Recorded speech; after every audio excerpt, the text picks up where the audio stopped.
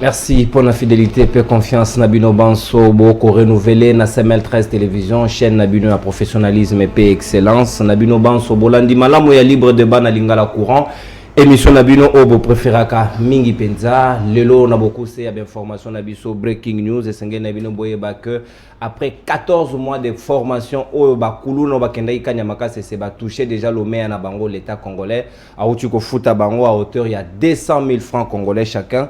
Bah c'est peli maka c'est basusu barobi pour la première fois na bo moina bango basi mamongo à l'état et ça dit bango plaisir dans mon salo ba ko sala kuna ba mi bengi ba bâtisseur information ya mi balé mouvement citoyen Lucha Yoko Senga na Gentini Ngobilambaka gouverneur ya ville province ya Kinshasa a démissionné na ebonga na ye après que Mayo et les Kakilobi na marché à Matadi Kibalo et Boma qui pratiquement 24 personnes dont Mibali Mibale, Pebasi 22, Balobi Gentini a faillir na mission na ye na DG Asnel et Sengel na bango ba démissionner Penza pour na Mayena. Tala siko na beaucoup c'est breaking nous autres bon c'est bino na mokolo ya lelo mais mingi Penza ba thématique na biso faro to kolobela insécurité au ezali tellement grandissante na est ya mboka na biso état de siège ezali mais province ya Ituri ba ko sibir sous ba massacre ba offre au condimate au comment on dirait génocide ezali penza en exécution na est ya mboka na biso tokosala koboni est-ce que état de siège esengeli na biso to continuer na yango to peut to luka ba méthode mosusu question ya ko éradiquer mayo koleka kuna territoire ya Djugu ezaki frappé to ko kamata pe reportage moko awa pona ko lakisa bino lolenge kani mayo wana elekaki na butu ya le 2 na le 3 ya mercredi botala lolenge kani ba kongomani bango moko ba ko papa na machette ba ko boma baninga na banko 53 personnes pratiquement ba kufaki na ba misusu badaki blessé ba mike bango na ba l'hôpitalo bokozwa pe réaction ya moko ya ba porte parole ya FRDC Gilles Ngongo na province ya Ituri tozali obe na libre débat mokolo lelo na maître Mbadou analyste politique pe avocat de profession azali na biso longo maître Mbadou mbote na yo ndeko journaliste na pesi pe mbote na peuple congolais nous surtout baza kolanda biso pe na pesi susu mbote na DGAI compétent pour azali bongo ya Transco le maître DGAI compétent Chief Chipamba pe na pesi longo na place azali. Très bien, maître Mbadou. Merci TOPCP Chief Chipamba mbote na mosala wako sala na Transco et sengeli penza ba pesa ba bisi ya betidia ka ndenge balo baki ba bakisa bango comme 600 etika ka 100 ba pesa kite na loana liboso to kozala malamu makasi pona ko desservir secteur wana tozali pe na futuriste ba frustré union sacrée déjà comme bota ba frustré moto akota ki mabimi ye moko natina nini akoloba na biso azali na biso longo ye obe maître Mitterrand Nimbi futuriste mbote na yo Mbote na bakongomani ba Olanda biso mbote na ndeko nanga non vraiment je suis très flatté et na occasion nazali kopesa ba futuriste nyonso bazali kolanda biso bipa nyonso na commune ya Mongafula commune ya Kitambo et puis na Congo central et puis na Bandali en occasion on nazali kosenga na mwana mboka Gentini Ngobilambaka toko bongama toko kita parce que là où moi je suis je vous dis mon frère la population souffre. Cette population qui vit déjà dans la précarité, mon frère. Bah, ça je vous dis, s'il vous plaît, là où nous sommes, je vous dis, il n'y a pas une route. Il n'y a pas de route, mon frère. Nous sommes dans la commune de Mongafula, précisément dans le quartier Plateau et Baniming, dans le Combo et Tchad. Mais tozali na problème Yanzela. Dans la niveau na mboka Gentini Ngobila, alors Kinshasa ne vaut pas un franc sans route. Mais comment est-ce que la population ya Tchad? Le peuple d'abord.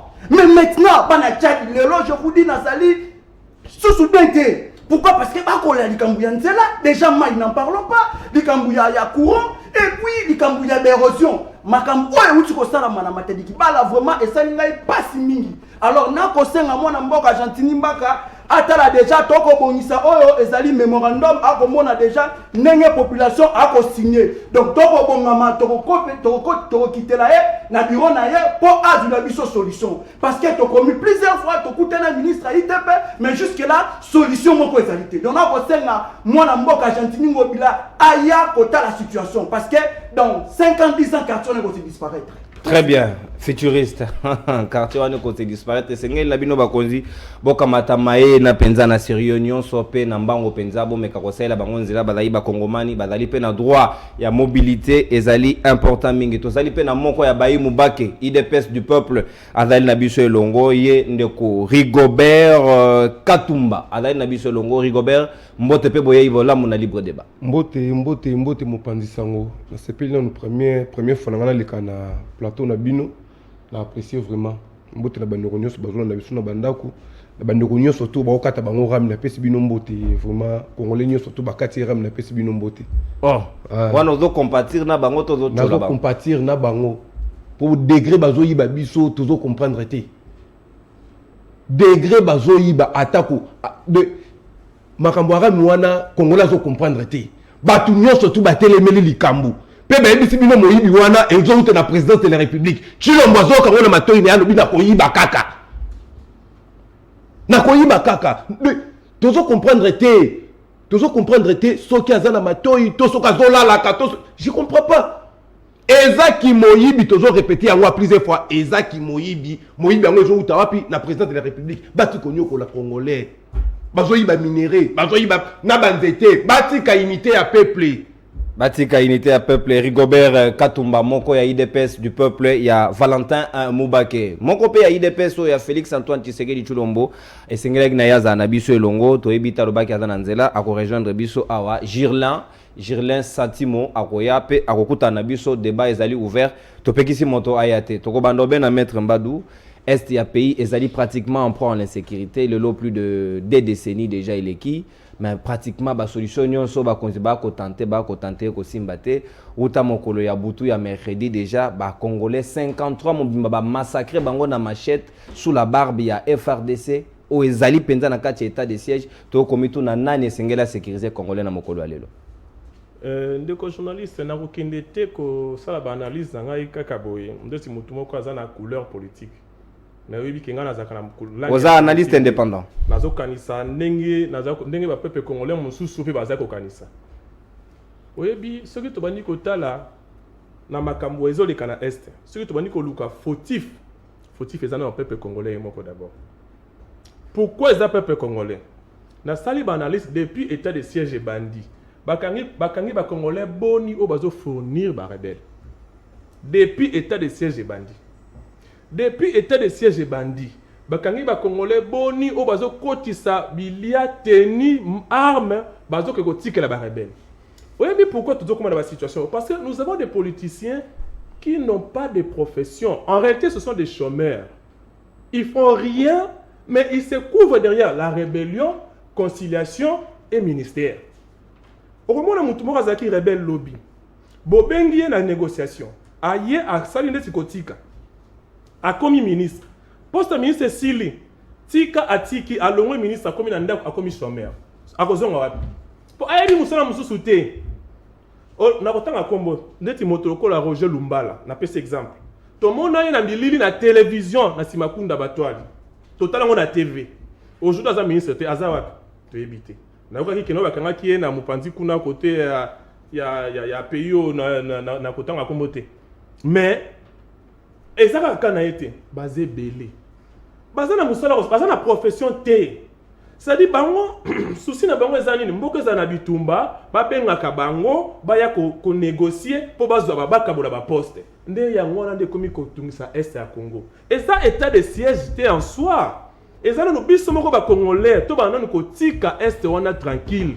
ezala biso population ezala ba ministre o baza sous ministre te soko longwe musala luka profession koza la ministre za profession te koza la parti politique pesa profession te luka profession que ceux qui posent à ministériel et si à ministériel et sili okomi aucune profession na yo en attendant c'est ce koya makambo est nga na kopesa état de siège na ko pointer yango musapité na ko yebisa ne ba peuple congolais ba fungola misu baluka raison côté mususu baluka raison na moto ati état de siège te wana eza kokanisa ndinga mabe wana eza kokanisa na ndinga mabe ndeko na ngai Rigobert Katumba yo po komona makambo na lolenge na en tout cas ngai na partager vraiment na grand frère na ngati ya pembeni ya olobake akoki ko pointer les doigts na état de siège te makambo ezoleka na este toyoka yango toyebi yango totika koluka ko s'incriminer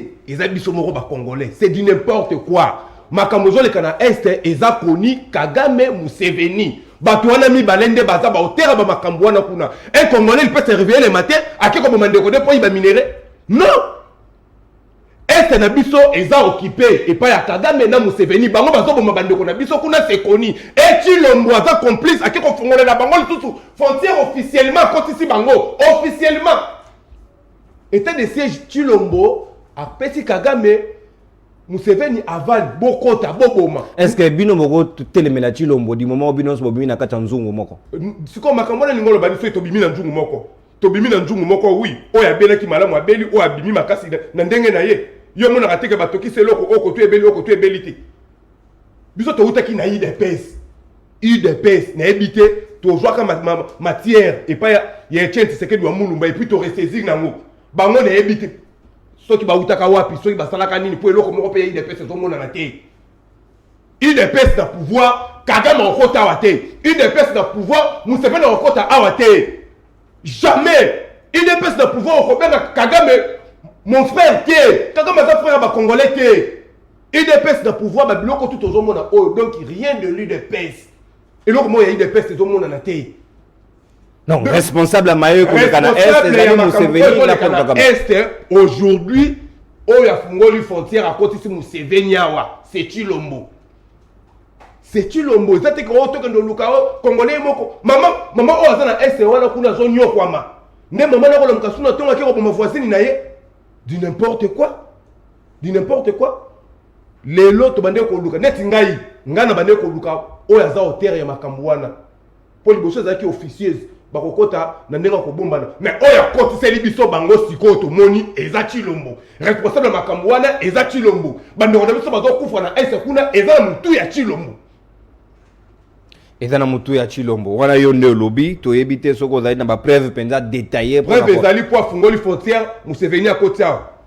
Merci beaucoup ndeko Rigobert futuriste mwana mboka na bandi d'abord ya liboso na ko mona motema pasi parce que la vie humaine est sacrée de mon ngai bandeko ba kokufa na este bazali bandeko na biso peut-être nous sommes ici na ba condition moko idéal na ba condition moko parfait peut-être yango to komona tozali il y a rien qui se passe là à l'est mon frère je vous dis la vie humaine est sacrée de mon ngai ezali même la constitution na biso de mon ngai ba wana basali nini bandeko ba ina este bandeko basali nini.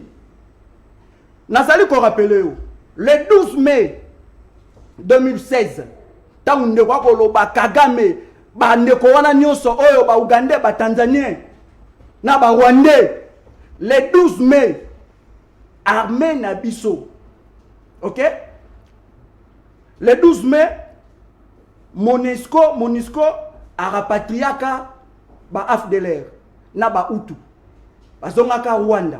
Le temps bazongi Rwanda, 3 bataillons. Tant bazongi Rwanda, qu'est-ce qui s'est passé? Kagame a récupéré Bango, Yami Balassani a formé Bango, et puis a infiltré Bango le sous na kati ya mboka ya Congo. Et puis, l'autorité na biso bazalaki wapi? Balati bateni na biso, il y a la police. En même temps, balati pe o ya FARDC. Tala ndenge biso mona ba congolais, to ko comprendre te ba oyo to pesa pouvoir ba ko kokate ndeko na ngai. Je vais dire quoi par là? Tout ce qui se passe là à l'est, je vous dis, ezali complice à l'autorité na biso. D'abord, vous devez savoir, c'est pas la démocratie, moins que la dictature, il y a un Rambo et Kenediboso, tout est aussi sa guerre. Mais lorsqu'on aura des gens responsables, des gens conscients, guerre on est aussi là. Neko Chilombo tant à pouvoir. Alors donc persistance, il y a guerre, il y a est, ezali dû na inconscience et bakonzi. Nalobi en bien. Complicité. Nalobi, il y a une grande majorité de nos politiciens qui sont encore inconscients parce qu'ils ne savent pas cette population bangonde ba fotarabiso cette population bangonde ba fotarabango pour pas comme la pouvoir mais le lot va souffrir je suis en train de vous rappeler un truc mon frère le 27 il y a mois de janvier il y a une dame qui s'appelle Sarah Kisingwa à l'âge de 29 ans de konangai ba uti koboma mobali na ye babomi bana na ye azangi bisika akolala mabele sans couverture ndeko na ngai kosala biso malamu. Non, donc cela veut dire quoi? Je vous dis qu'il y a une complicité de nos autorités qui n'arrivent pas. Il y a aussi cette situation. Parce que je vous dis, la population là-bas, ils souffrent. Pourquoi est-ce que tu es congolais? Parce que nos autorités n'arrivent pas. Là, il y a l'état de siège. Il y a l'état de siège. Et ça dit par ma prérogative, c'est de sécuriser la population et leurs biens. Mais chaque jour, nos frères, se déplacer. Là-bas, il n'y a pas la paix. Nos frères souffrent, mon frère. Je vous dis, nos autorités, vous êtes où? Est-ce que comment on a très bien. Regardez-moi. Mais là, ils n'ont plus la paix. Mitterrand, s'il vous plaît, Mitterrand. Nous demandons à l'autorité, s'il vous plaît. S'il vous plaît, parce que nos frères, tous les jours, chaque jour, tous les jours qui coulent, chaque mois, tous les merci années, Mitterrand. Nos frères, très bien, merci Mitterrand. Mais là, moi, soy moqué. Awasikawa, élément est commis déjà prêt. To sengel na bisoto zonga na no total mawe le ka kibido mo mona na bilili. Si matoko zonga poto placer penza commentaire na biso na place o elongo bani. Merveille vango. Ils croyaient être en lieu sûr et pourtant ils étaient à la portée des miliciens. Plus de 53 réfugiés ont été lâchement abattus en Djougou dans la nuit de mardi à mercredi 2 février par les hommes du Codeco. Des dizaines de blessés ont été admis dans un établissement sanitaire de la place pour des soins. S'attaquer au site de déplacés où on trouve la population civile innocente qui n'a aucun moyen de défense, c'est pire de la folie et de la lâcheté. Et c'est un crime contre l'humanité. Ces auteurs seront punis sévèrement. Et nous rassurons à toute la population, au nom du gouverneur militaire, que les forces de défense et de sécurité sont résolument décidées de poursuivre ces hors-la-loi et le mettre hors d'état de nuire, de les arrêter, de le juger, de les condamner pour leur atrocité, comme si on était à l'époque du Moyen-Âge. C'est inacceptable que le fils de l'Ituri tue les fils de l'Ituri. Le lieutenant Jules Ngongo compatit avec les familles des victimes.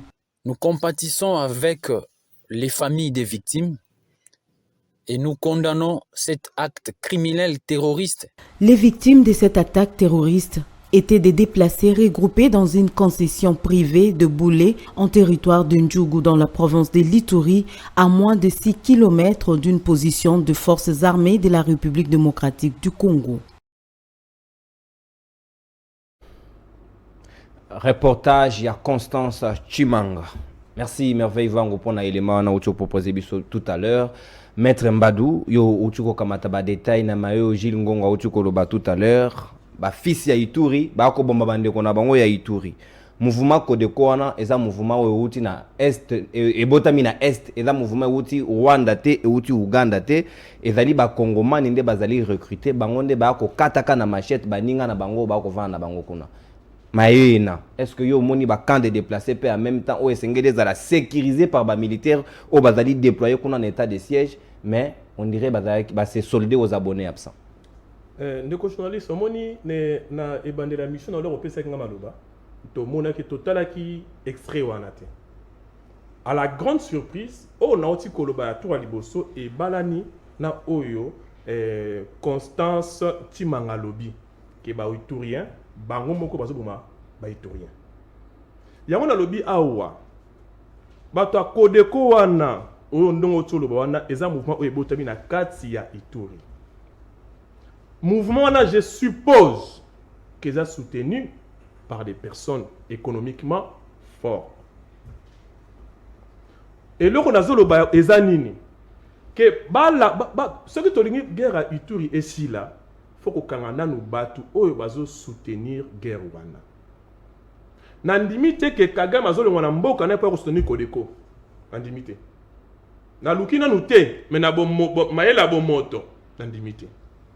Ya on a ebisio cause la ministre na mboka o ko participer na poste ministériel na mboka o et lobi ka te fo kende kuna makama ba dialogue ko benga ba na tour tout autour à table ko kabola gâteau ndeto me menace ba problème oyo ata armée na biso zaki infiltré na ba année o l'ère guerre à est salamaki na ba 2001 2002 2003 l'ère ba sali ba sangisi ba tnusu ba zaki on ba sangisi ba pesi ba pété ba pesi ba armée na biso zaki infiltré na tango wana nangonga ya brassage aujourd'hui na lobité que mon condi Félix Tshisekedi a sa responsabilité nous voilà lobby en côté en tant que chef de l'État il est responsable parce que c'est lui le garant de la nation c'est lui l'unité du pays peu importe à comment qui na batia qui est kocha na koti kunate il est responsable mais au-delà de tout biso ba congolais to lingani biso ba congolais to eba que non na mboka oyo poste ezaka ministériel te luka profession yo ministre ya lobby yo nani luka profession ezate ko soko longwe oke luka ndeni okozongela okezo mi mandoki ko bomandeko na yo yango ne tozo pekisa et puis lorsque tozo ba mamba Kagame Museveni bandeko na ngai toza to tiaka mai na munoko moi nazo koloba naza na pe juriste avocat mboka alobaka likambo na ba preuve ce qui preuve ezalité koloba na nuté zela pour la minute oyo ko accuser mutu ezaka facile mais ko prouver accusation nde yango nde ezaka passe na tuni motuna un manipulé et le manipulateur nani zoba c'est mutu ba manipulateur nde maelete lebo kumisaka tango na TV Kagame nani hôtel ba payer ngo ezalo kwa liboko na ngaboy hôtel RDC munene no kwa nzoto na ngai mais ozomona bato bazaka Kagame Museveni Kagame bozo kumisa bango pona nini c'est ba manipuler yo po mandeko na yo faut kanga munoko poza zoba oza zoba donc on le kizoba na TVT to kizoba na yo na bosa ba nyonso tout te ndeti yo vani bona manipuler na biso ko no bo mwana yo to bo mandeko na yo wana simbate après lobby o leki na TV ezaki Platini tatinda kingai ezaki maître Platini au moins que wana ezali kamususu donc yango na kopesa toli da boye kaka toli na ngeza na ba Congolais papa obi mutu akosala mabala pourquoi baloba ke mutu akosala mabeza ndeko na yo parce que liboso ndeko na yo za na défense te liboso ndeko na yo ba ndeko na ngai boye ndeti ndeko na ngai boye na repusa me na bika za ndeko na ngai mais nzo ndeko na ngai za na mbeli koto mona chubi ngai pasi nde yangwana yango ni problème ya sécurité ya est nde yangwana mutu akova na kwa ndeko asoyi no bien na moyi na buta bisi mbeli ya chubi yo okose sécurité nde na moto aza pembeni na yo ata ba tcheli bino armée mobimba bino armée mais armée za ko sur mais ce qu'on a maemoko no na utuko ba tout à l'heure maître Mbadou place oyo ba Congomani esengela ki na bango bazala na sécurité ba quand ya ba déplacer mais ba militaire oyo esengela ki ba protéger bango ba réalité monguna ye abomi bango babi monguna ye te monguna za na kati ya bomi bango et ça différent parce que là ba sécurité to pesi quand et ko za la par exemple 20 hectares ou 10 hectares bah par exemple 50 militaires ou 100 militaires va surveiller quand bah ça place sur tout longtemps moto ya ndaku oyo abomi moto ya ndaku oyo to moto ya ndaku oyo baluki abomi mondingo mususu oko surveiller on dernier on appelle sur na biso que non quand la sécurité problème ya sécurité ya est exact que non moto azo mususu ezane ndeko na ye devant ndeko na ye orozala na makasité ezan problème toza na ngonde ya ngwana moto azo ndeko na ye. Très bien. Ndeko Mitterrand na kozongela tout à l'heure na kamatana ndeko Rigobert. Awa koyoki mettre Mbadou autu koloba tout de suite yo longoli na ma linette na yo na ebité oyo kobimisa tout à l'heure za ndenge nini mais na lingi na loba boy. To mona kaka Kagame te na Museveni te. To zonga na no biso moko na kato sa l'introspection to miyeba nanu na kati. Po bayo ba ko boma wa azana no Uganda te azai pe Rwanda te mais Congolais moko akoboma moninga na ye Congolais. Ndeko omoni makambo ya Congo ya parti na biso est wana parma biso na Kisasa to beta ngo kanisa théâtre ba obo okufa kuna ce sont nos frères à nous bandeko na biso et je suis surpris entre nous les Congolais to komi ko s'incriminer que non eza biso moko ne toza komi boma pour protéger qui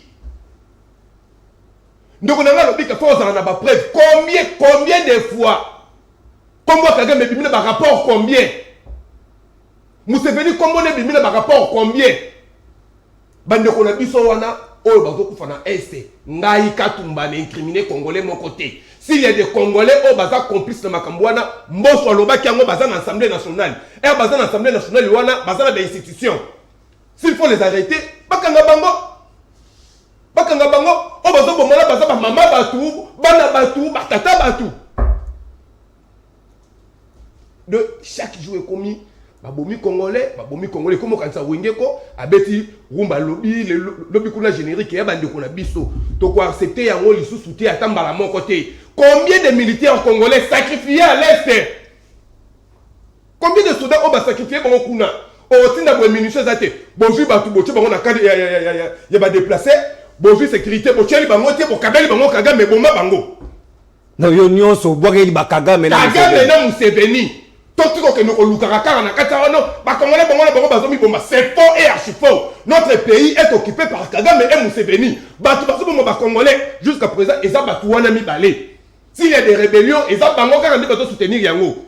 Soyez pas complices de bango bazo na Congo. Ah moi je m'en fous, mais c'est des personnes là ndi bazo bomba mboka na biso. Est-ce que ça mauvaise politique était de Corigobert ya komona kaka mabe bonguna et loba Socrate et loba Sartre plutôt que le mal l'enfer c'est l'autre?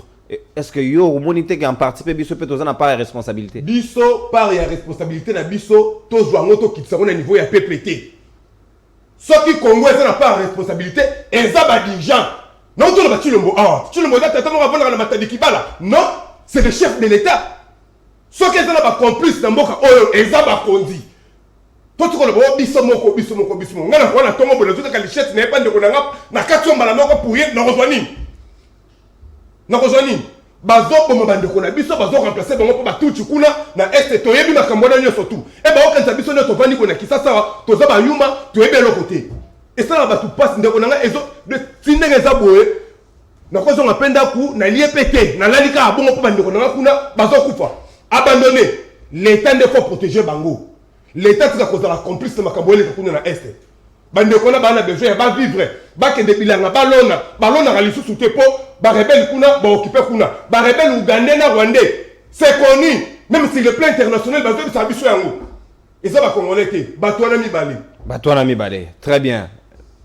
Ndeko ngai Mitterrand yo moni ndenge est-ce que o ezali avait impuissance ya l'état ou asengeli à sécuriser population na ye na ba frontière na ye mais on dirait que ça de malolengo elongo banaki. Je viens de le stipuler ici mon ami. Mon frère, tous les hypocrites, et ça parmi paroles, sécuriser la population, n'a pas bien. Maintenant, c'est déplacé. Mes frères, ce sont nos frères. Papa, maman, comment dirais-je, orphelin de père, de mère.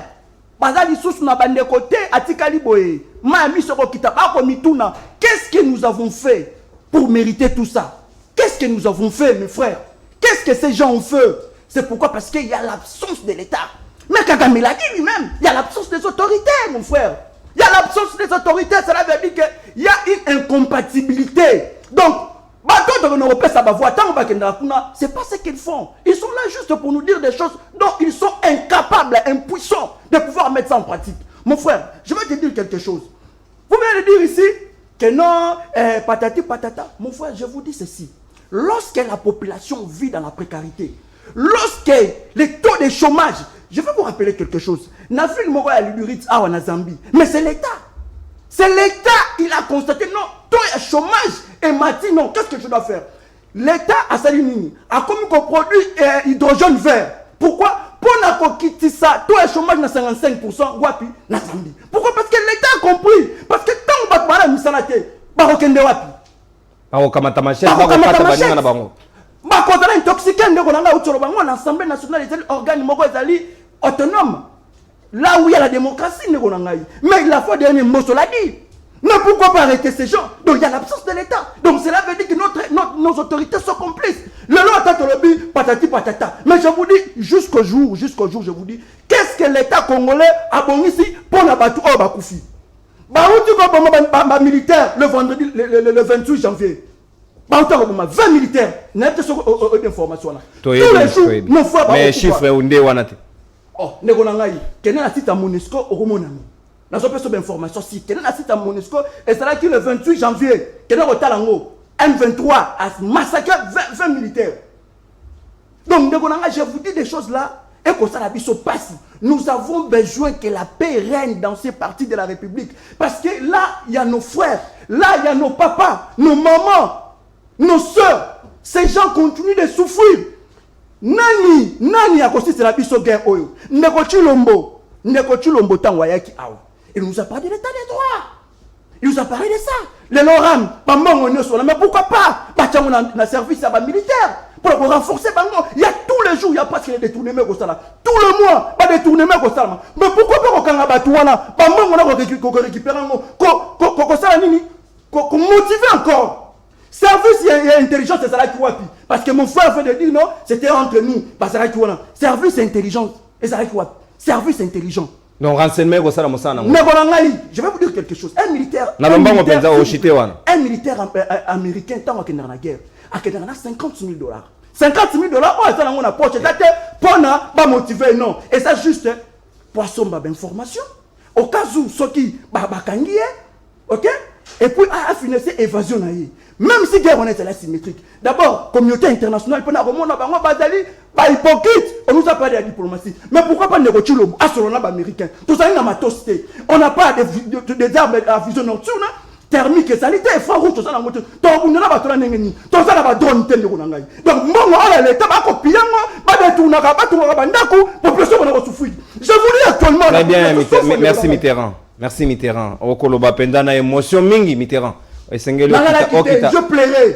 Merci. Parce que moi là, j'ai un frère qui vient de nous quitter. Très bien, merci. Toko compatir na ba famille Oignon se koufeli kuna na Ituri.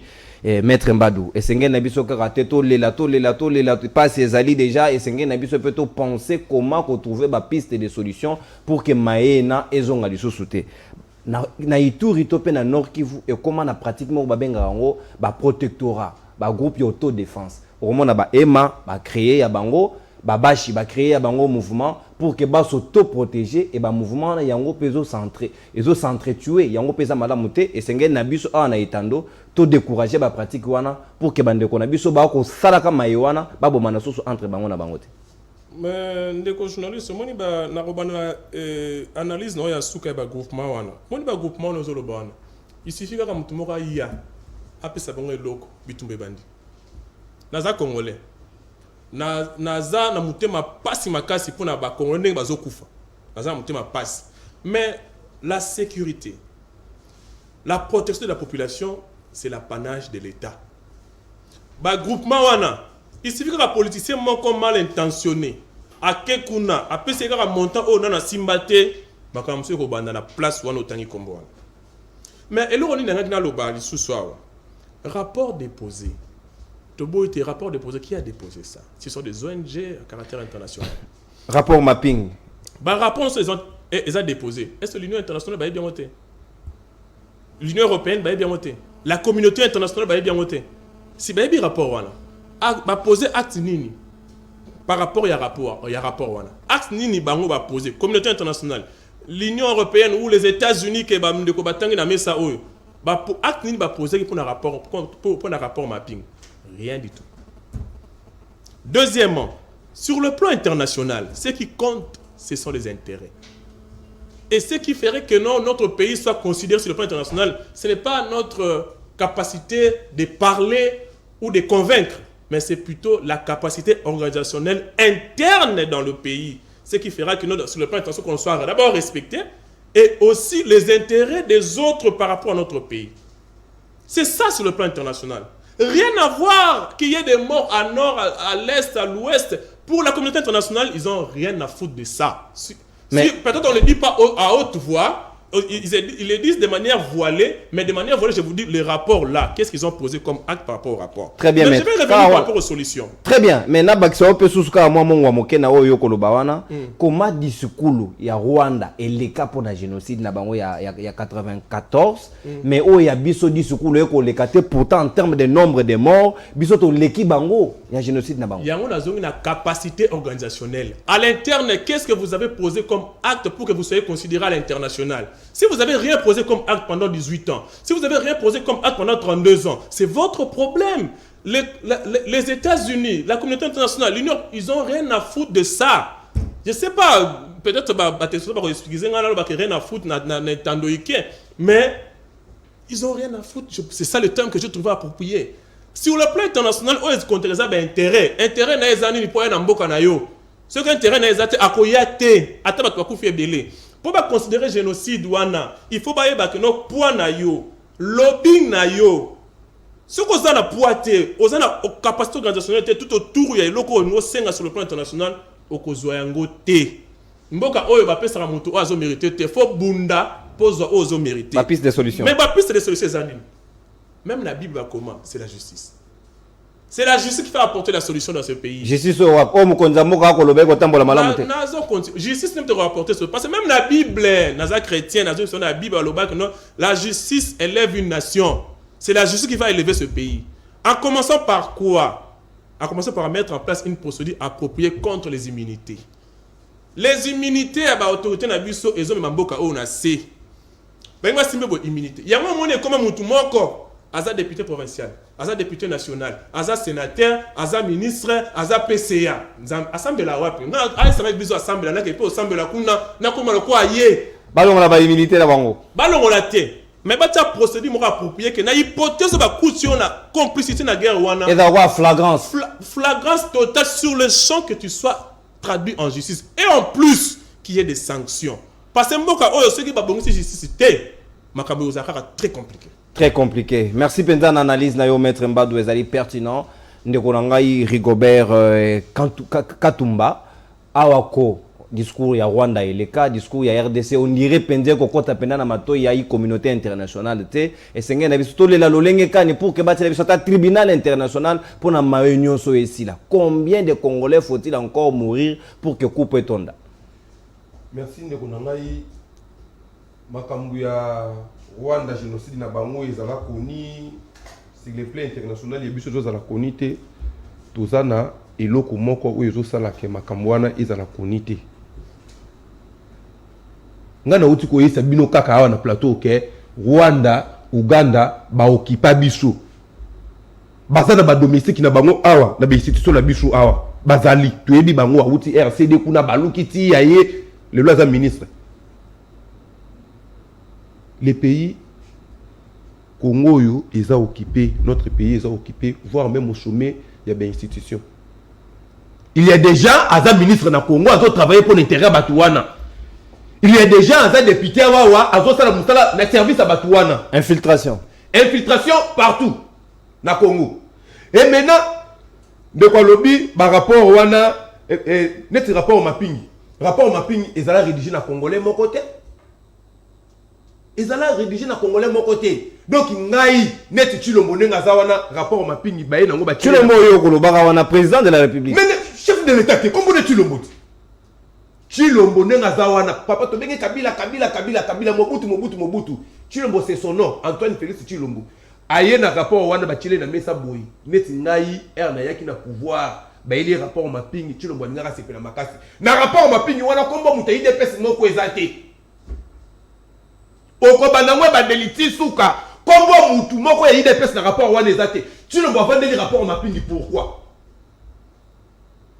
Aye biso ye pas complice. Azo protéger Batouana. On ne parle pas sur le plan international, sur le plan international, bah ça les biso musala rapport mapping baye nango ba pesi bido botala bazo sala makamuna. Mais mutarotia ko instaurer tribunal international dali RDC. Donc nous na Congo wawa. Pour il y a d'autres personnes comme le besoin le rapport mapping wana azo bunda la sous candidat.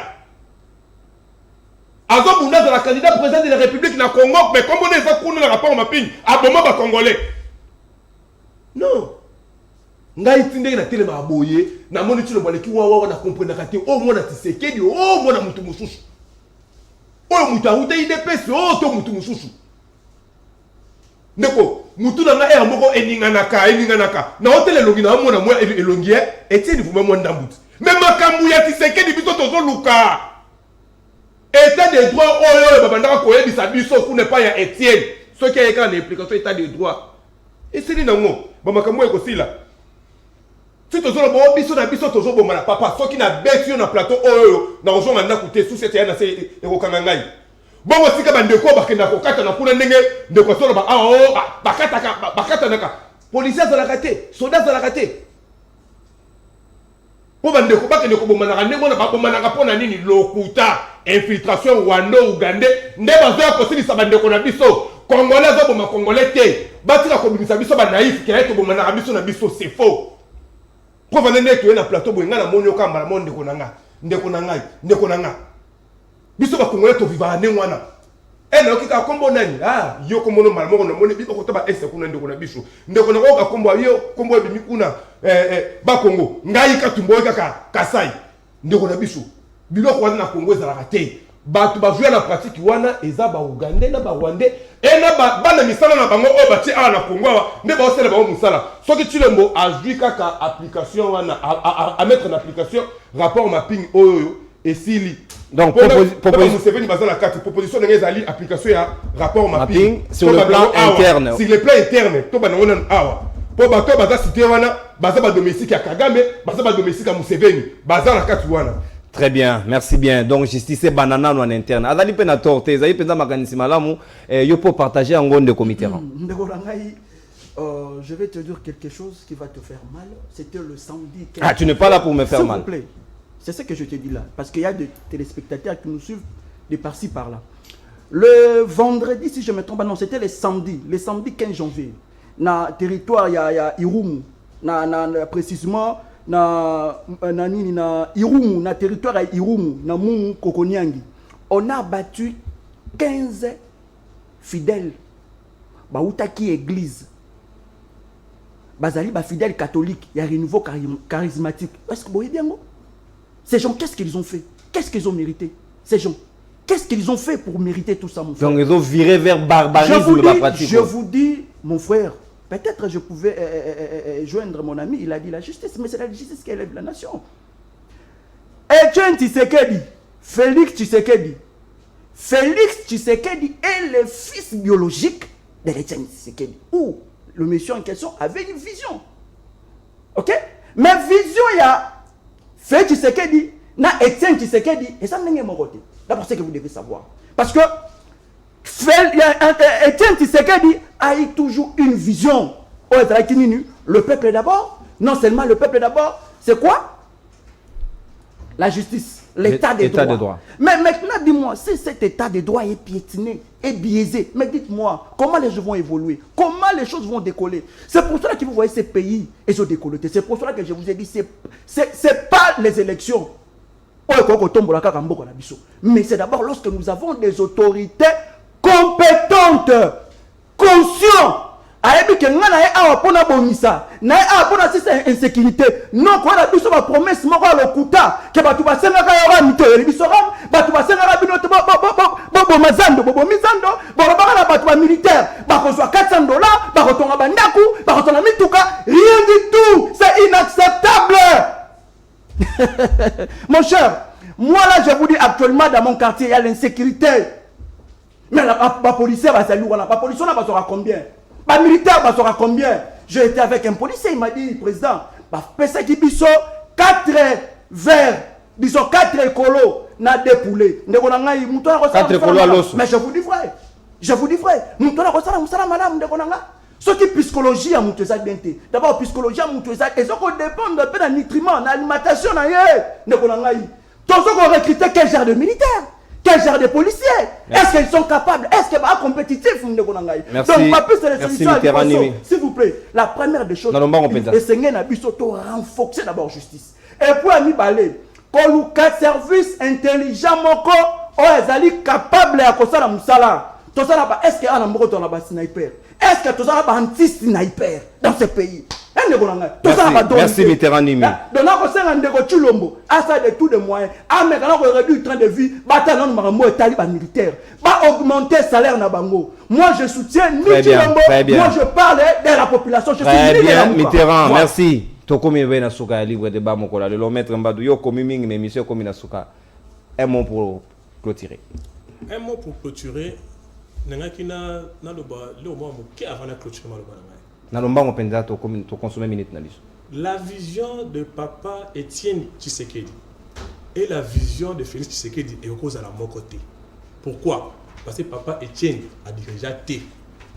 Félix a dirigé. Lorsqu'on a la gestion du pays entre ses mains, il y a d'autres réalités en face. Dans ce qu'on a recommandé ce soutien. Deuxièmement, les collaborateurs du chef, on ne gère pas les esprits de tous les collaborateurs. Je suis leur chef, mais vous, regardez vous-même comment les choses se passent tout autour de lui. Il est difficile d'imposer une logique avec les collaborateurs qu'il a tout autour de lui. Lui aussi il doit changer ses collaborateurs. Et j'ai atterri pour dire merci à vous de m'avoir invité. Et je salue encore pour finir le DGAI Chief Chipa. Merci Maître Mbadou pour la concision et précision. Comme pratiquement dans ce libre débat. Dernier mot de Konangai, Rigobert. Dernier mot de émission lelo. Alors balangue belé teno singa ba kunzu yo bazana mboka na biso bazo diriger base à la conscient. Base à la conscient. Base se poser ma question est-ce que baza ba congolais. Ici. Très bien, merci. Mitterrand Nimbi. Le caméraman vraiment sunganga na ninga mobila amona un peu comment est-ce que la population a Tchad aux une superficie à 16 km². Commune wana tonzela wana ya Tchad route de Mandela et Bochabi sont en relief avec au moins 4 communes et Bochabi sont na commune Lemba commune na biso ya Mongafula et puis Kisenso et puis Ekei njili tina niveau aéroport donc na ko senga mwana mboka Gentini Mobila asala quelque chose na mokuse na ko babuyi ezali kaka Misi akanisaka pêcheur ya ko sauver. Merci beaucoup, je vous remercie. Très bien. Mbisa Kansaka, pêcheur d'Aka pour sauver. Merci, libre débat, mon collègue. Le lot, comme pratiquement dans Souka. Et Sengen Nabino toujours beau continuer la fidélité et loyauté. La chaîne Nabino excellence et professionnalisme. Merci l'équipe technique qui a tenir Bisso compagnie. Merveille Van, le réalisateur, Azer Tembo, Joël Mouka, FMI Maboko Bank, Glodine Zita, Christian Katenga, André Anzola Messo, Nabino Nyon, Subolandi Bisso. To sengi na bino penza confiance et ingela kaka ndenge balobaka bokolanda Sabrina moi dit tout à l'heure na 5h matin juste après biso to kotani sur lobby na ngonga ya 9h juste au revoir.